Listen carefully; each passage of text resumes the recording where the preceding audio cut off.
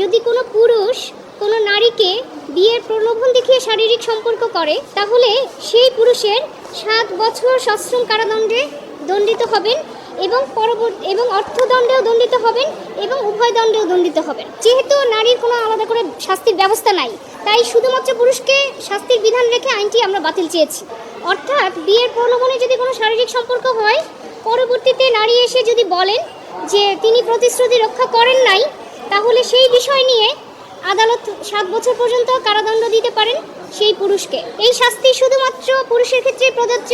এখন দেখা যেতে পারে একজন বিবাহিত নারী যিনি 2-3 সন্তানের মা, তিনিও দেখা যেতে পারে প্রতারণা করে আরেকজনের সাথে চলে গেছে, তারপরে বলবে আমাকে বিয়ের প্রলোভনে শারীরিক সম্পর্ক কেন করলো। এই বিষয়গুলি আমরা আদালতে তুলে ধরেছি যে শুধুমাত্র একজনকে দায়ী করে এরকম একটা ভেগ এবং এই ধরনের ডিসক্রিমিনেটরি একটা সেকশন, যেটাকে একটা লিগ্যাল উইপেন হিসেবে ব্যবহার করা হবে, এই সেকশনটা আনকনস্টিটিউশনাল। আমরা আদালতের সামনে সেই বিষয়গুলোকে ডেসক্রাইব করে তুলে ধরেছি যে এইভাবে হলে শুধুমাত্র একটা শ্রেণীর হাতে আরেকটা শ্রেণীকে শোষণ করার হাতিয়ার তুলে দেওয়া হবে।